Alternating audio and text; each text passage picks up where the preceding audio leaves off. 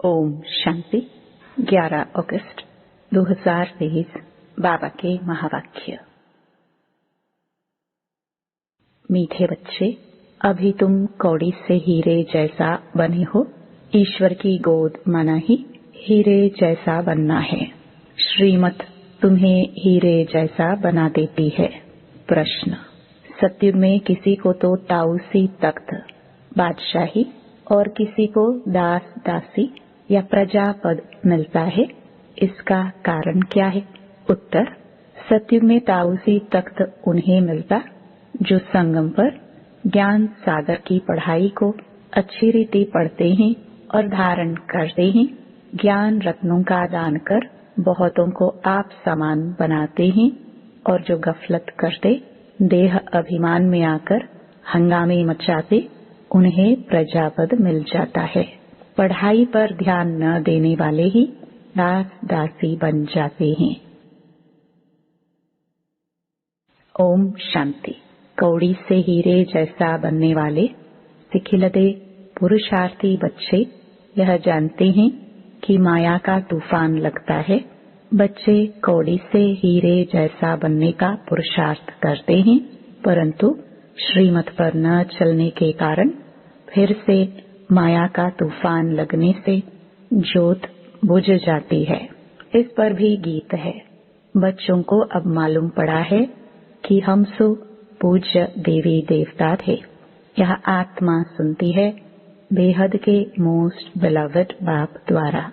उनकी यह महिमा गाई जाती है। वह ऊंच ते ऊंच भगवान है। सारी सृष्टि में उनको ही याद करते हैं, क्योंकि इस दुनिया में तो बरोबर दुख ही दुख है। ऐसा मत समझो कि सब मनुष्य भी समझ हैं। समझते भी हैं कि प्राचीन भारत बहुत ऊंच था और सभी खंड अथवा धर्म थे, इसलिए भारत को प्राचीन कहते हैं। इतना समझते हैं, परंतु वह कैसे हुआ, कब हुआ, भारत फिर हीरे जैसा कब और कैसे बनेगा, यह नहीं जानते। अभी तुम बच्चे सम्मुख बैठे हो और जो परदेश अर्थात बाहर सेंटर पर रहते हैं, वह भी सुनते हैं।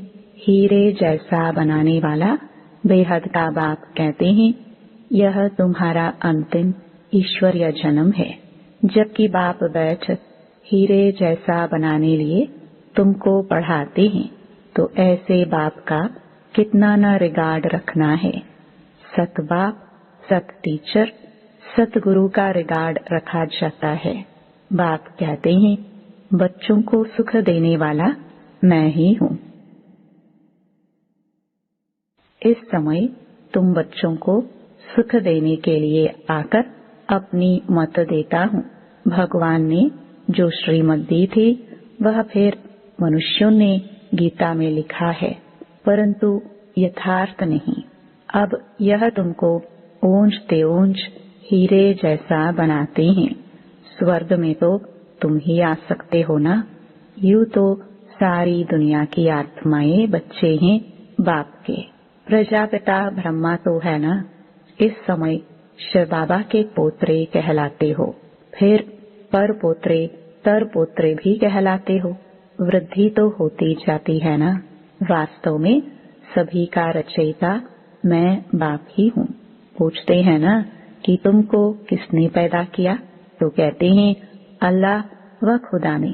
इतना समझते हैं, परंतु कैसे पैदा करते हैं, कैसे इतना सब वृद्धि को पाते हैं, यह कुछ भी पता नहीं है। यह तो तुम जानते हो कि सत्युग में बहुत थोड़ी रचना होती है। जरूर रचयिता भी होगा जो नई दुनिया रचते हैं। नई दुनिया में देवी देवता पद प्राप्त कराते हैं, तो जरूर पुरानी दुनिया का विनाश भी कराते होंगे। यह कोई भी नहीं जानते। अतः किताब शास्त्र आदि लिखते हैं। समझते हैं यह फिलॉसफी के शास्त्र है। फिलॉसफी ज्ञान को कहते हैं, परंतु यह किसको पता नहीं है कि ज्ञान का सागर तो एक ही परमपिता परमात्मा है। तुम इस द्वारा नॉलेज पाकर हीरे जैसा बनते हो। ईश्वर की गोद पाना ही हीरे जैसा जन्म है। हीरे जैसा बनाने वाला बाप हमको हीरे जैसा बना रहा है। बलिहारी इनकी गाई जाती है। सत्युग में तो बलिहारी की बात ही नहीं, वहाँ तो यह ख्याल भी नहीं रहता। तुम अभी जानते हो हम अभी न शूद्र है न देवता हैं, अभी हम ब्राह्मण हैं। तुमको ही स्वदर्शन चक्रधारी कहा जाता है। यहाँ तुम स्वदर्शन चक्रधारी बन विष्णु कुल में जाकर राज्य करेंगे। स्वदर्शन चक्रधारी कमल फूल समान तुमको यहाँ ही बनना है। यहाँ है पुरुषार्थ, वहाँ है प्रारब्ध। ऐसी बातें दुनिया में कोई नहीं जानते। बाप कहते हैं माया ने तुमको तुच्छ बुद्धि बनाया है। तुम हीरे जैसे देवी देवता थे। पहले तुमको पता नहीं था। दुनिया में तो अनेक मते हैं, कोई क्या कहते कोई क्या कहते। कोई कहते हैं मनुष्य मरते हैं फिर नए पैदा होते हैं। कोई कहते हैं कि जैसा संकल्प करते वैसा बन जाते हैं। अनेक प्रकार की मत वाले हैं। तुम हो श्रीमत पर चलने वाले। श्रीमत से तुम्हारी भी श्रेष्ठ मत बनती है। तुम ही जानते हो, सब तो नहीं जानेंगे। भल कोई लखपति पदमपति हैं, परंतु इस ज्ञान में आना बड़ा मुश्किल है। कोटों में कोई ही आता है, क्योंकि साहूकारों पर लफड़े बहुत हैं। ड्रामा में नोंद ही ऐसी है, जो गरीब ही ईश्वर की गोद लेते हैं। यह रथ तो उनका है ना, बाप दादा दोनों ही करते हैं। यह तुम ही समझते हो। निराकार भगवान को अपना शरीर नहीं है तो जरूर लोन पर शरीर लेना पड़े, तब तो भगवानुवाच होना। श्री कृष्ण भगवानुवाच हो नहीं सकता। उनको तो झट सब जान लेते। यह है निराकार, इसलिए इनको कोई जानते नहीं। आजकल बहुत मनुष्य वेश बदलकर कृष्ण का रूप धारण करते हैं, पैसे कमाते हैं, सब माया के मुरीद बन गए हैं। अभी तुम ईश्वर के मुरीद बनते हो। कोई तो 100% ईश्वर के मुरीद बने हैं, उनकी शरण ली है। बाकी सब माया रावण की शरण में फंसे हुए हैं।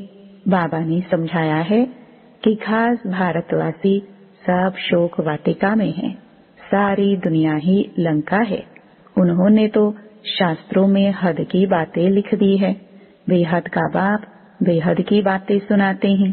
तुम जानते हो कि अभी हम ईश्वर की गोद में हैं, फिर हम नई दुनिया के मालिक देवी देवता बनेंगे। वहाँ तो माया होती नहीं।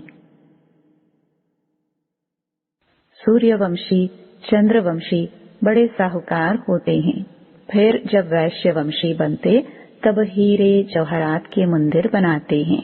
पहले पहले जो हीरे जवाहरात के मंदिर बनाते हैं वे ऐसे महलों में रहते हैं, इसलिए गाया जाता है कि भारत हीरे जैसा था। अब तो कौड़ी मिसल है। यह है ही पतित दुनिया। भारत ही सचखंड पावन था। भारत ही अभी पतित खंड है। भारत को अभी हम पावन नहीं कहेंगे, अभी हम पावन बन रहे हैं। वहाँ तो है ही संपूर्ण निर्विकारी दुनिया। कृष्ण की कितनी भारी महिमा है। उनको झूले में झुलाते हैं, परंतु उनकी बायोग्राफी को नहीं जानते। तुम जानते हो अभी कलयुग है। भारत ही सतयुग था। बरोबर 84 जन्म भारतवासी ले सकते हैं। तुम जब अच्छी रीति समझाते हो तो मान लेते हैं। इस ईश्वरीय गोद से भारत हीरे जैसा बनता है। यथा राजा रानी तथा प्रजा, प्रजा को भी हीरे जैसा कहेंगे। अभी यथा राजा रानी तथा प्रजा कौड़ी मिसल है। अब हीरे जैसा बनाने वाला बाप आया है तो पूरा पुरुषार्थ करना है। हीरे जैसा बनाने वाले बाप से ही पूरा योग लगाना है। तुम जानते हो, शिव बाबा से हम वैकुंठ का मालिक बनते हैं। पढ़ाई पर ही सारा मदार है। पढ़ाई का ख्याल तो सबको करना चाहिए ना। घर में कामकाज करते भी ऐसा समझो कि हम गॉड फादर के स्टूडेंट हैं। हमारी पढ़ाई बिल्कुल ही सहज है। एक घड़ी भी आकर सुनना जरूर है। पॉइंट्स ऐसी अच्छी अच्छी निकलती हैं जो कोई समय अचानक ही किसको तीर लग जाता है। इसलिए मुरली तो कैसे भी जरूर सुननी है। नहीं सुन सकते हैं तो कैसे भी करके पढ़ाई पढ़नी है। प्रबंध हो सकता है। पहले तो एक हफ्ता भी अच्छी रीति समझना है। फिर नई पॉइंट समझने लिए पढ़ना भी जरूर है।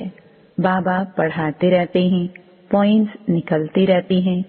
बोर्ड पर भी लिख सकते हो कि बहनों और भाइयों, आओ तुम सबको इस सहज ज्ञान और सहज राजयोग से हीरे जैसा बनवाए।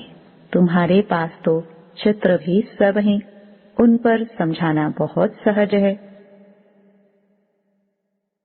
जैसे छोटे बच्चे को खिलौने दिखाकर बताया जाता है, पढ़ाते हैं, यह हाथी है, ऐसे ऐसे करता है, ये ऊंट है। मनुष्य को भी परमात्मा का पता नहीं है, न ही यह जानते हैं कि वह क्या करते हैं। उनके कर्तव्य को न जाने तो बाकी महत्व क्या रहा। तो चित्र पर समझाना होता है। यह परमपिता परमात्मा शिव है। यह हीरे जैसा बनाने वाला है। इनसे वर्षा मिलता है ब्रह्मा द्वारा। ब्रह्मा कुमार कुमारियों को शिव बाबा पढ़ाकर ऐसा देवी देवता बनाते हैं। पढ़ाया है तब तो हम समझा सकते हैं ना। आगे नहीं जानते थे कि परमपिता परमात्मा आकर पढ़ाते हैं। समझानी तो बड़ी सहज है कि भारत हीरे जैसा था, अब कौड़ी जैसा है। फिर कौड़ी पिछाड़ी धक्के क्यों खाते हो? यह सब धन माल आदि मिट्टी में मिल जाना है। अब तुम सचखंड के लिए सच्ची कमाई करो। पूरी कमाई न करने के कारण बिल्कुल साधारण प्रजा में चले जाते हैं। प्रजा के भी नौकर बन जाते हैं। बाप का बनकर फिर बाप को फारकती दे देते हैं। तो बाबा समझाते हैं कि बच्चे घर में भी मुरली मंगाकर पढ़ सकते हो। मुरली मिलती रहेगी, कहाँ भी हो। तुमको पढ़ना जरूर है। पढ़ो और पढ़ाओ। विलायत में भी रहते तुम सर्विस कर सकते हो। बाप का परिचय देना है। प्रभाव तो अंत में ही निकलना है। समझेंगे कि बरोबर प्राचीन भारत हेवन था। कितना धन यहाँ से लूट कर ले गए हैं। सतयुग में चैतन्य में सारी सृष्टि के तुम मालिक बनते हो, यानी राज्य करते हो। फिर भक्ति मार्ग में जड़ चित्रों को एक कोठरी में बंद कर रखते हो, यादगार बनाते हो। पूजा का सामान भी तो चाहिए ना। अब तुम सब कुछ जान गए हो कि हम सब पूज्य थे, अब पुजारी बन गए हैं। पूज्य से पुजारी बनने में हमको कितना समय लगता है। कैसे मंदिर बने? हमने ही तो मंदिर बनवाए हैं। हमने अपने जड़ चित्र बनाकर अपनी ही पूजा शुरू की। कितनी वंडरफुल बातें हैं। बाप समझाते हैं, बच्चे अब कोई गफलत ना करो। देही अभिमानी बनने से ही तुम हीरे जैसे बनेंगे। देह अभिमान में नहीं आना है। देह अभिमान में आकर बड़े बड़े हंगामे मचाते हैं तो अपनी भी सत्यानाश और औरों की भी सत्यानाश करते हैं। एक ही ज्ञान सागर से कोई तो पढ़कर ताऊसी तख्त पर बैठते हैं और कोई दास दासी। देखो, लक्ष्मी नारायण स्वर्ग के बादशाह थे। कितनी उन्हों की महिमा पूजा होती है। मंदिर बनाते हैं। अब तुम जानते हो कि हम फिर से सूर्यवंशी लक्ष्मी नारायण बन रहे हैं। फिर सूर्यवंशी से चंद्रवंशी में आएंगे। राजाई लेना कितना ऊंच पद है। पुरुषार्थ ऐसा करना और कराना है। अगर कराना नहीं जानते तो गोया पुरुषार्थ करना ही नहीं सीखे हैं। आप सामान नहीं बना सकते हो तो राजा रानी बन नहीं सकते। अविनाशी ज्ञान रत्नों का दान करना है। यह नशा बहुत थोड़ों को रहता है। देही अभिमानी हो रहने से खुशी का पारा चढ़ेगा। मम्मा बाबा को देखो, कितने ख्यालात रहते हैं। बाप को तरस पड़ता है कि इस बच्ची को मार मिलती है तो कैसे बचाया जाए। एशलम देने में कितने हंगामे हैं। सर्वशक्तिमान शिव बाबा द्वारा भारत को हीरे जैसा बनने की लॉटरी मिलती है। यहाँ तुम सम्मुख सुनते हो, अच्छा लगता है।